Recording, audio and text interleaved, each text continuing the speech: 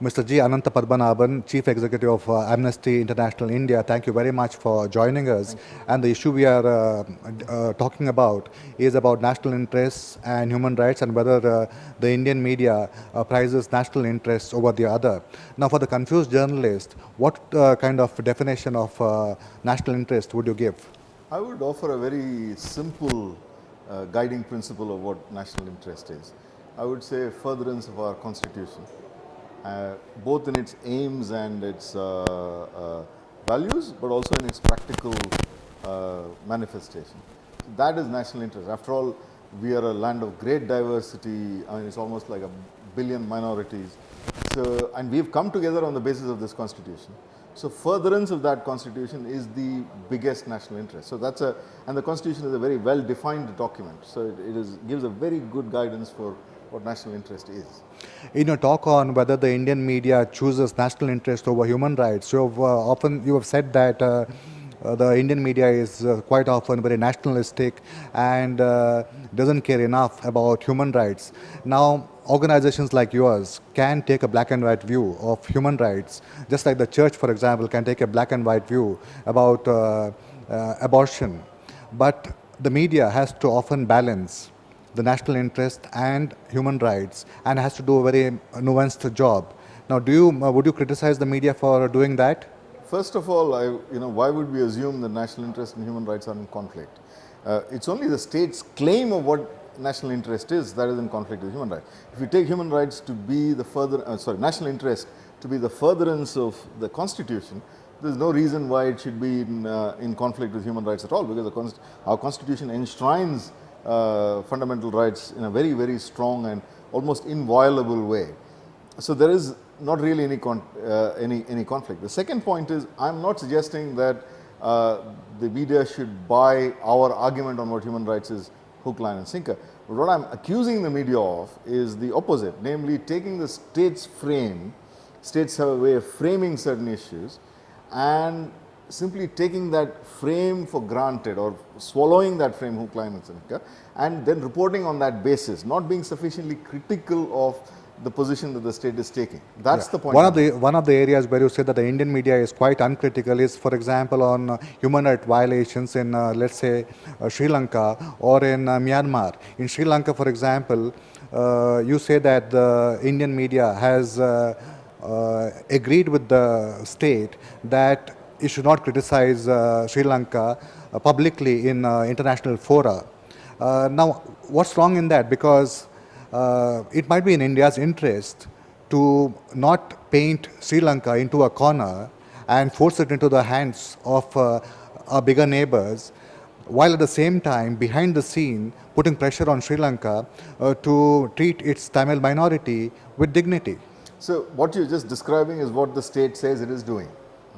The state is saying, look, it is not like we are not concerned about human rights in Sri Lanka, but we do not, the state is saying, we do not think the way to do further that is through international fora. We would do it bilaterally. And the media is saying, finding the line reasonable. If the media, if there's, let's say, some journalist who finds that line reasonable, I mean, I have no problems with that, but at least should the journalist not investigate and probe the state to find out what has it done for human rights, for accountability, for justice in Sri Lanka on this bilateral way. I mean, India has done some rehabilitation work in Sri Lanka, no one is denying that, but what has it done for accountability, what has it done for human rights, what has it done to set the record straight? So isn't that the responsibility of the media to find out? State is making that claim that it is doing that, and therefore it doesn't want to do the more international route. Okay, why? But is that true? I would say there is no evidence that India has done any of that. India has in fact openly said that it would, the Mahinda Rajapaksa regime is a friendly regime. We want to, keep good relationship with it. It is not like India has said that we want to put pressure on it, but in a bilateral way. So the claims should be investigated. That's the point I'm making. One also gets the impression that you seem to regard that anyone who supports nuclear energy, or for example, advances in biotechnology, specifically genetic engineering to increase productivity or crop resistance against certain Pesticides. pesticides or other forms of biotic stress or abiotic stress, or for example, a person who supports responsible mining reflexively is insensitive to human rights. I would challenge you again to show evidence that we are against mining, we are against nuclear energy, we are against GMOs, or any such thing. We have no position on nuclear energy in the sense that we do not say that nuclear energy is good or bad. We don't know anything about it. We're not experts. Neither do we have a position on mining, for instance. We think mining is a legitimate business activity, provided it is carried out within the framework of applicable national law and the framework of international law that India is obligated to follow. For example, if mining companies would allow free prior informed consent of Adivasi people, which is what the international law standard is, that they must be asked for their free prior informed consent. So if you can get free prior informed consent, by all means, then you're a legitimate business. Now the thing is that so it's not an anti-mining position as much as saying, can you please demonstrate clearly that you are following the applicable standards to ensure that in the process of mining, human rights of the very vulnerable people are not violated. But no development is painless. The only issue is, how much pain can you inflict, how much pain is acceptable. Yes, that you are asking me this question is further evidence of how this whole thing gets reported in that same frame. Development is painful. That's the frame that the state wants us to believe. It's largely a good thing, but it's painful, and it's unfortunate that some people have to pay the cost. Huh?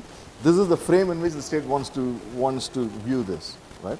I'm saying, where does the Indian Constitution say that development is a painful process, and that some people's rights can be violated, so development can happen?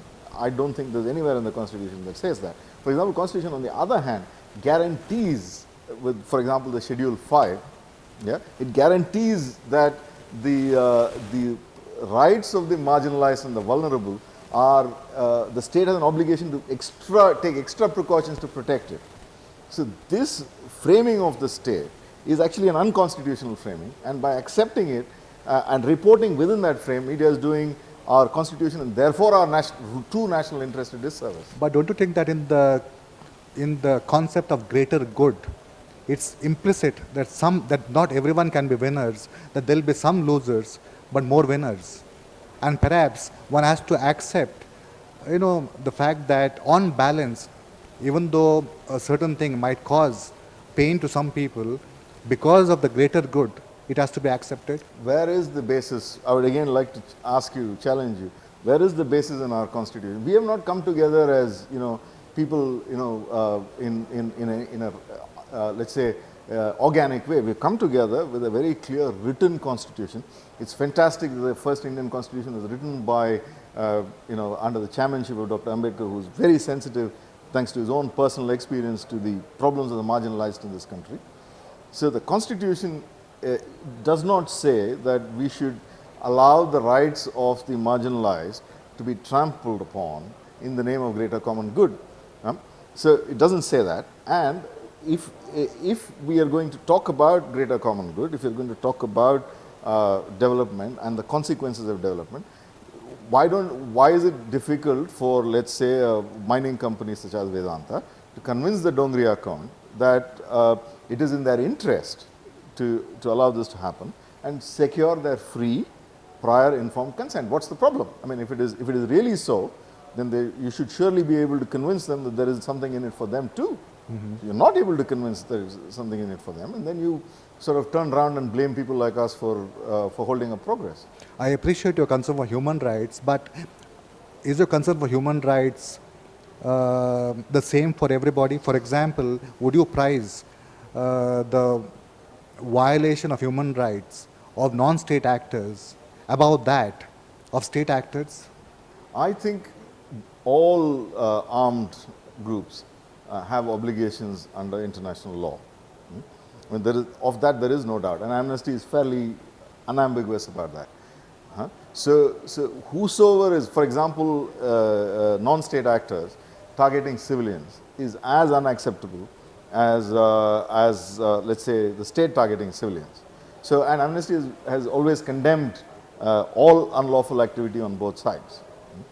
The interesting thing is the impression that Amnesty creates of being critical of the state while not being critical of the non-state actors. In fact, that impression is not grounded in reality, although I would argue that the state has a higher moral responsibility than non-state actors, because after all, the state is legitimate. It wants to have a monopoly on violence. I mean, it wants that legitimacy. So the state cannot act unlawfully. Having said that, nevertheless, we are quite impartial when it comes to the obligations of this. The interesting thing is, when we make statements, we get heard only if the media allows us to be heard. Otherwise, it's on our website, which, you know, it has its limitations. So when do we get heard is again part of the same framing problem, as I mentioned a little bit before. We get heard because part of the state's framing is to put organizations like Amnesty into the block of people who only defend, who actually defend violent non-state actors. They do not stand up for the rights of victims, for example. That's the frame in which the state would like us to be portrayed.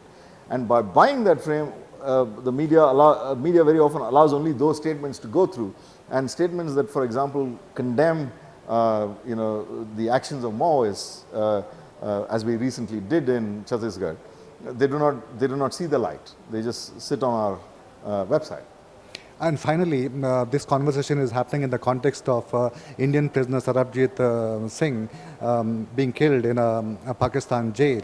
Now, there is a lot of nationalist outrage over that killing, and perhaps it's legitimately so, because Sarabjit Singh was not just killed because he was a prisoner, any prisoner, but because he was an Indian prisoner, and perhaps there was an attempt to provoke maybe some conflict between India and Pakistan, or perhaps make sure that the peace process is hindered. Now, why do you have a problem with nationalistic outrage over the killing of Sarabjit Singh? Because in many of these things there are layers and layers. It's just not a question of human rights. There's also a nationalistic angle. So if the media, you know, highlights or exaggerates one to the and not the other, why do you have a problem with that? Because it's not factual. That's the problem. If you take the fact that in Jammu yesterday, a Pakistani prisoner got attacked, right? I mean, you can see tit for tat, you can keep arguing that. But the real fact of the matter is that prisons in India and Pakistan treat all prisoners in a terrible way. I mean, you know, under trials in India, we know the situation of them. There is no, I mean, it's not like we treat our own citizens any better. I mean, you know, our own citizens who are in jail, you know, their rights are violated routinely. And same is the situation with Pakistan. For example, there's a statement of the court, whatever the Lahore jail has 17,000 prisoners and it has a capacity of 4,000. That could be the same situation is prevalent at this point on this side of the border as well. So we have, I would say, a common reality and a common disregard for human rights on both sides. If we don't recognize that fact, right, then the nationalism just becomes competitive and useless, because it is not going, I mean, for example, why do we do these prisoner exchange rituals? Why not simply have a thing that anyone who is accused of a minor offense, like straying across a border or fishing in the wrong water, are automatically deported back? You know, why do we keep them in prison, wait for a suitable occasion when we can make them into pawns of our nationalistic game, you know?